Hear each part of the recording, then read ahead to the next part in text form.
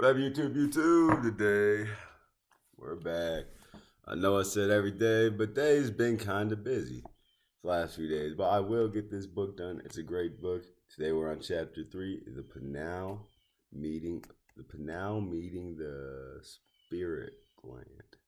So, got about five, 6 pages on this chapter. A little short chapter, which is nice.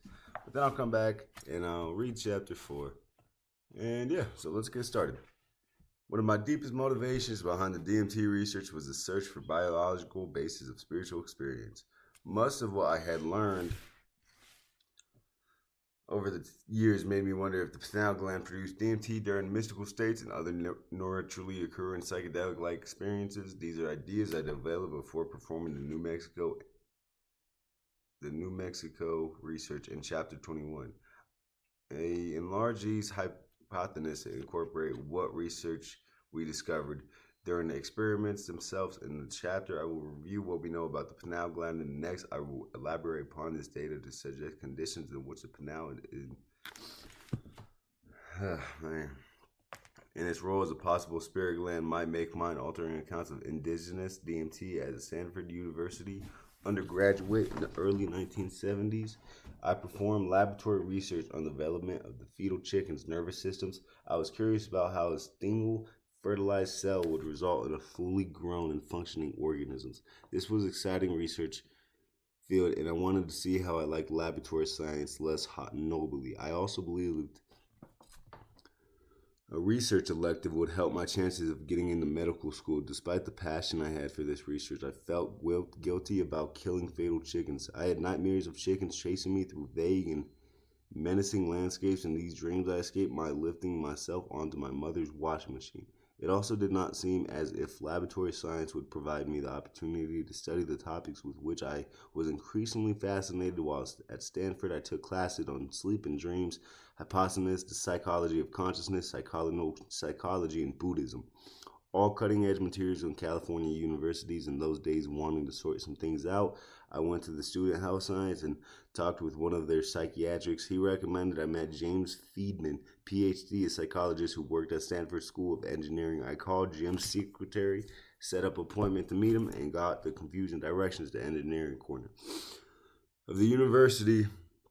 After finding my way out of a few wrong turns and blind alleys, I found Jim's office. He sat with his back to the window, the sun streaming in. I couldn't see him very clearly due to the glare. The halo effect around his head added to my already moderate anxiety. I knew this would be an important meeting to deal with my own nervous system. I began conversation and asked him what he, a psychologist, was doing in the engineering department.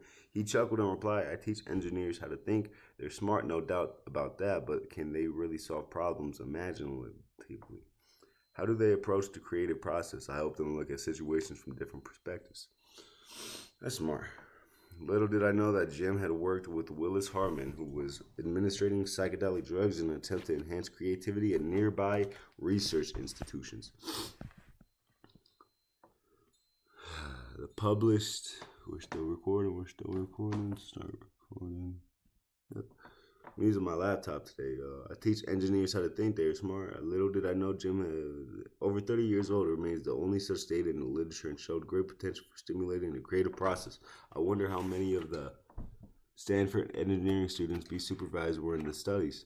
Jim leaned forward in the blinding glare from the sun, worsened to ask, "And what are you doing here?" I told him. My ideas were poorly formed. I was fascinated by psychedelics. I had just started practicing transcendental meditation. My course work was leading me into some very interesting fields. There seemed to be a thread running through it all, but what was it? What could I look for? A divine factor. Jim sat back and looked off, or it seemed his face was nearly invisible because of the sun's ray behind him.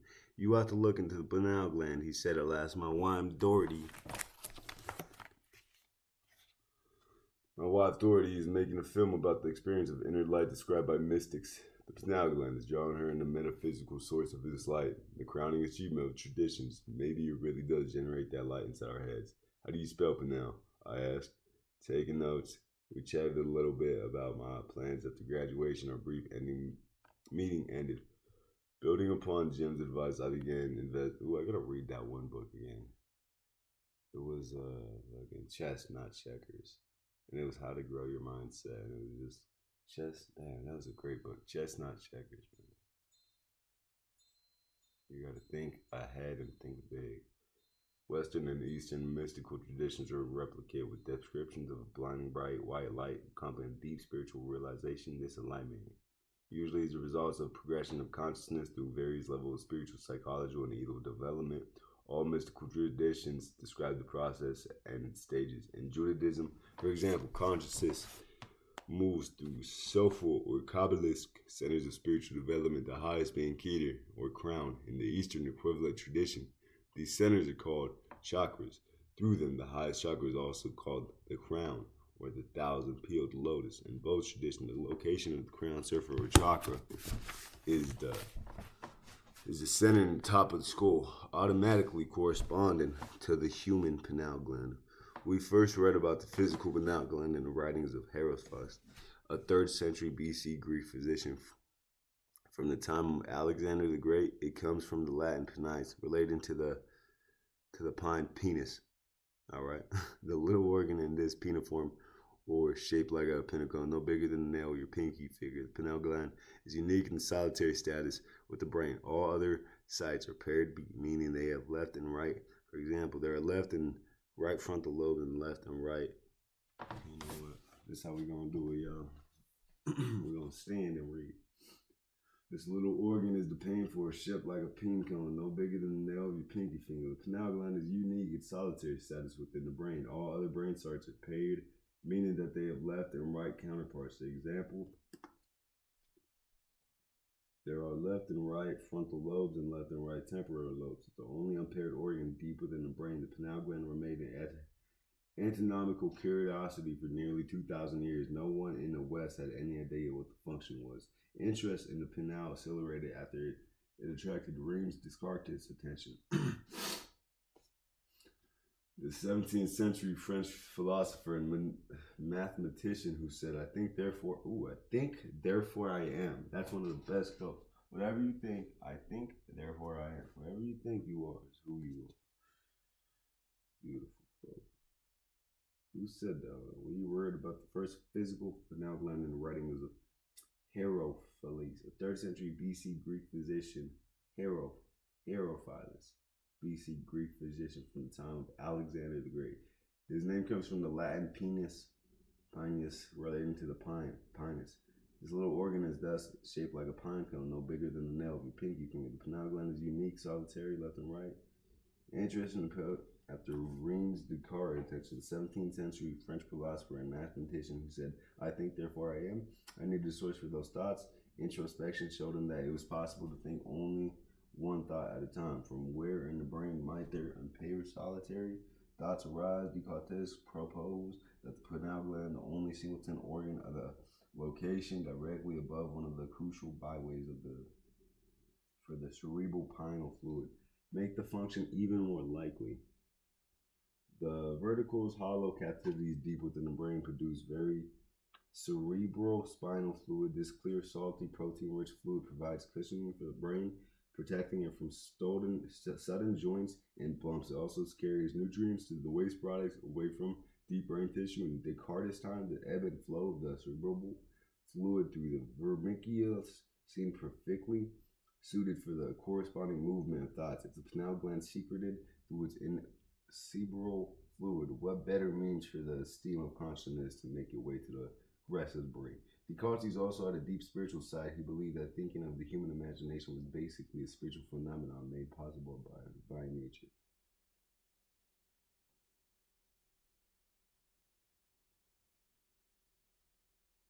Yeah, that's a beautiful thought to have.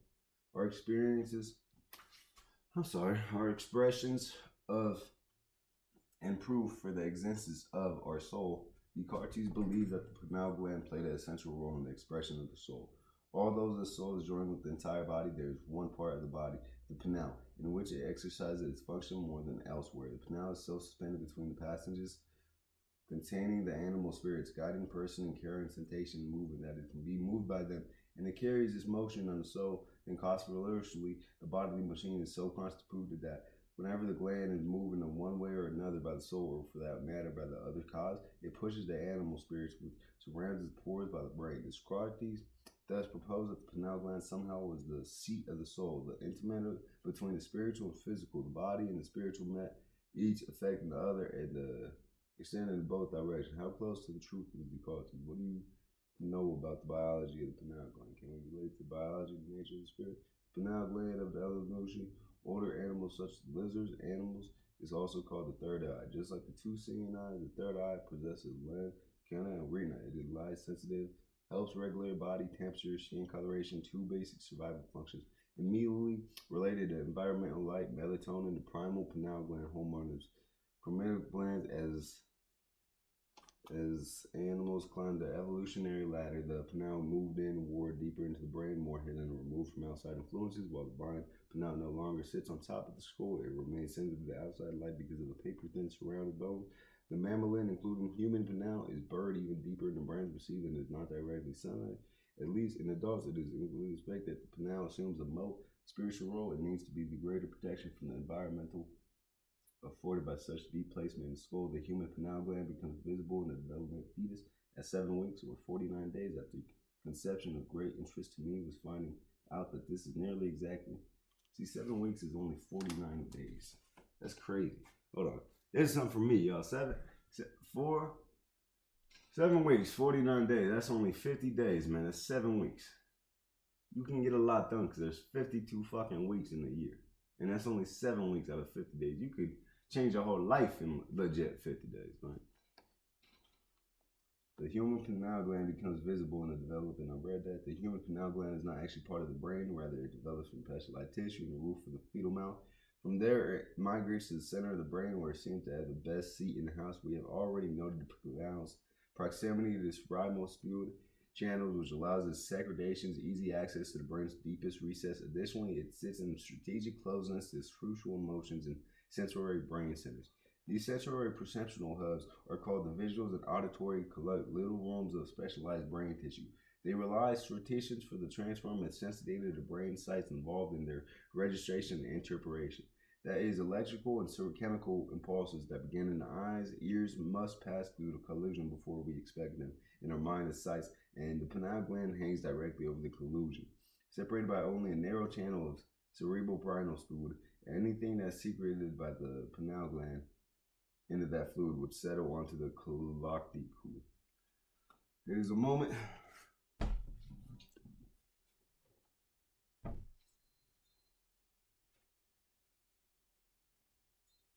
What the fuck was that?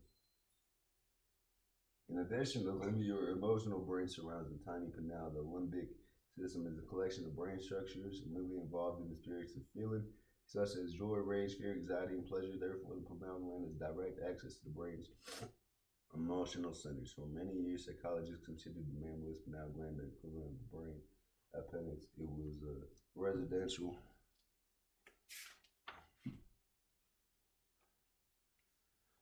Go back to our early reptilian days with no known role model. That changed when American dermatologist melatonin in 1950. In this related findings began that might be called the era of the melatonin hypothesis of the pineal function.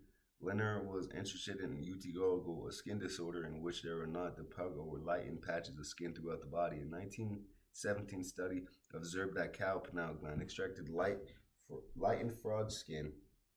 Lerner thought a pineal factor therefore was involved in vitiligo. He ground up over 12,000 cows' pineals and finally found the skin tighten compound. He named it melatonin because it lightened skin by contracting the black pigment in special cells. Melanin, black, and tonin contract and squeeze. Despite all of the Leonard's work, there is little evidence today that melatonin plays a role in vitiligo. At the same time, scientists were manipulating light and dark cycles in order to better understand the effect of light on reproduction. No small issue when one considered the economic value of well-timed animal breeding. For the livestock industry, they found that constant darkness blocked reproductive function and struck several and shrink the sexual organisms. See, fuck you, Carlos. You ain't never gonna see this, but I was right, motherfucker. You wanna make fun of me for that bullshit saying I'm son of my balls? You a bitch, nigga. That's why my testosterone higher than me. Bitch ass motherfucker. That's why I can beat you in a fight, motherfucker. I ain't like, calm down, Matthew. It's all about that spiritual life, man, alright? You gotta remember, y'all, if someone trying to say some shit that you know is right, it's like a lion and a fucking what was that one saying? It's the bird and the lion, and it's a lion thinking that the bird can beat him because the bird said he can beat him in a fight, and then the lion gets whooped by the other lions because pretty much gets called an idiot for listening to a goddamn bird because the lion don't associate himself with a bird, man, and it goes. No, I ain't trying to say that's some corny alpha male shit. It ain't even about that, man. It's just about everything in life, spiritual, physical, mind altering states. You feel me? It's just like, but for real, y'all, start sunning your balls, and it might fucking. I have my fucking door open. My neighbor's probably like, "What the fuck?" But y'all might think it's weird because you know nobody in your family does it. It's fucking been tossed down. Nobody's been doing it for generations, we'll say, all right? Because people think it's weird and they've been saying it's weird. Oh, testicular cancer. That's what fucking Carlos said. And motherfucker, you don't get testicular cancer unless you stick your balls in a microwave like you're fucking Randy Marsh, all right? You get your fucking testosterone boosted. You get a deep voice like me, and that's how it fucking happens. You get your fucking muscles pumping like me. You don't. Oh my God. Don't let them get you mad, man. All right, back to the book. At the same time, scientists were manipulating light and the dark cycles, and the production of melatonin, on the other hand, constant light shrank the pineal, reduced melatonin levels, and turned on sexual functions. Using the experimental results, scientists conducted that melatonin was a crucial pineal factor in those whose presence reproductive function staggered, and in those who absent reproductive function flourished. Put it aside physically, melatonin possessed powerful anti-reproductive systems. Now that the pineal gland had lost some of its mystery, how did melatonin relate to the alleged spiritual properties of the gland? I finally believed that there was a spirit molecule somewhere in the brain, initiating or supporting mystical and other naturally occurring altered states of consciousness.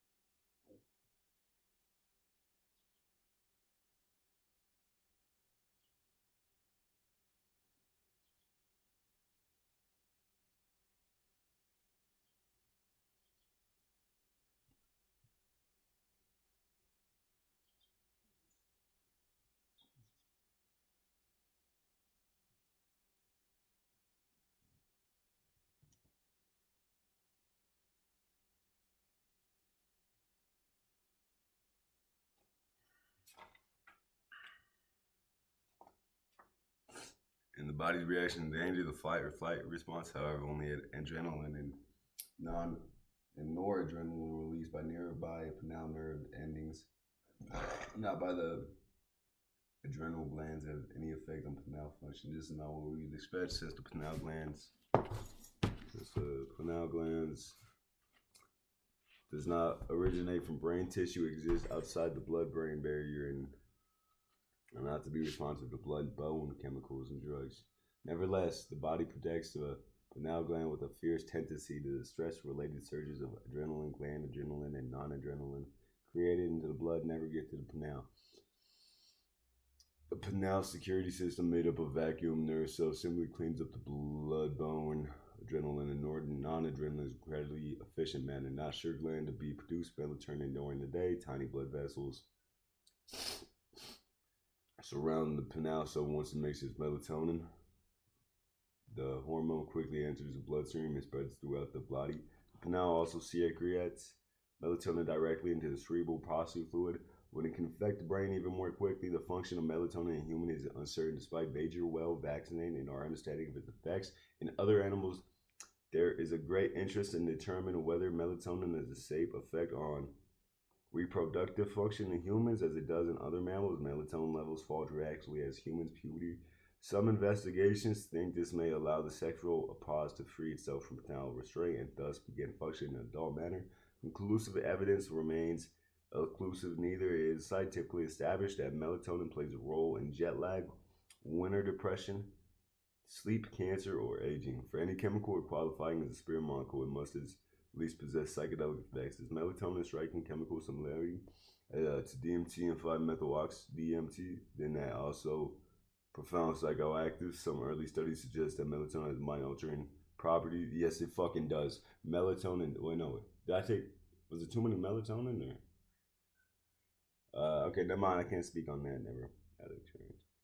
Caffeine does though, is what I'm thinking about. I saw the shadow people on caffeine.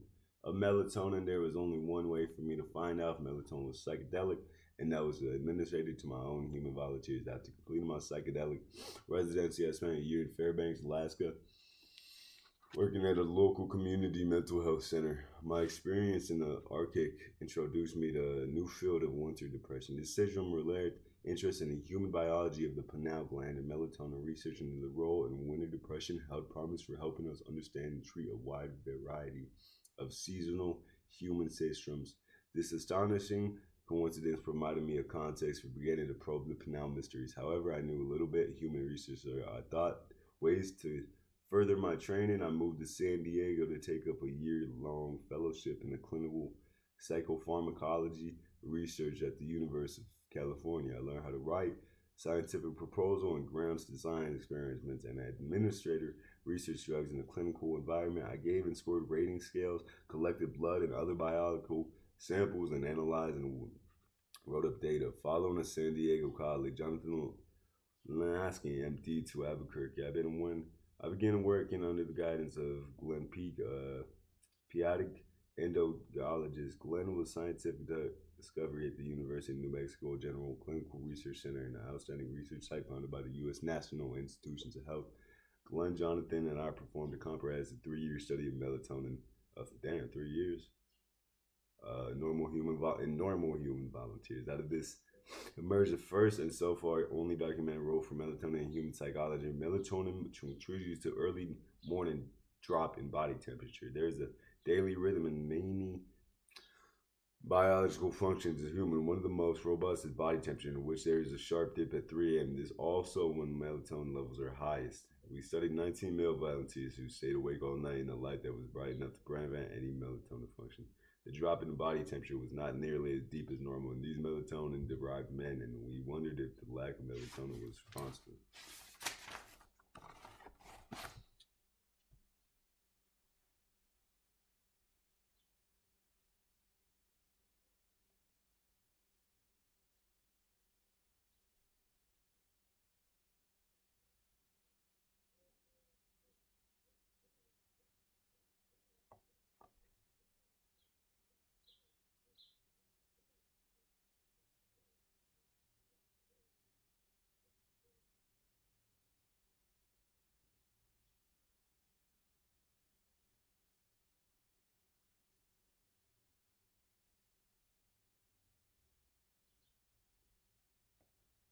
I listened carefully to research nurse's description of how the stuff regulated the delivery rate of melatonin. It seemed an honest mistake. In addition, the volunteers' heart rate and blood pressure were holding up fine. It was a state of mind, however, that drew most of my concern. How you doing? I asked. Well, she yawned. Oh, I'm tired. I'm having an awfully hard time keeping him awake to fill out his rating scares. He can't keep his eyes open. He's not hallucinating anything. I offered hopefully no such luck for you, Dr. Strassman. She laughed and replied, no, I'm fine. I said, quickly returning to a more professional tone. This event more any other convinced me that melatonin was not psychedelic. However, my reading continued to persuade me that the pineal gland was the prime site in which we search for the spirit molecule. Let's turn that the information and the ideas that develop while producing it and doing it will do it by DMT forming function for the pineal gland. All right. What up, y'all? So, chapter 4 is going to be the next chapter. It's called The Psychedelic Pineal. And that was the end of the book. It's a beautiful, beautiful, beautiful Wednesday. Make sure all y'all get what you want to get done today. Get some good stuff accomplished and have a good one. Peace.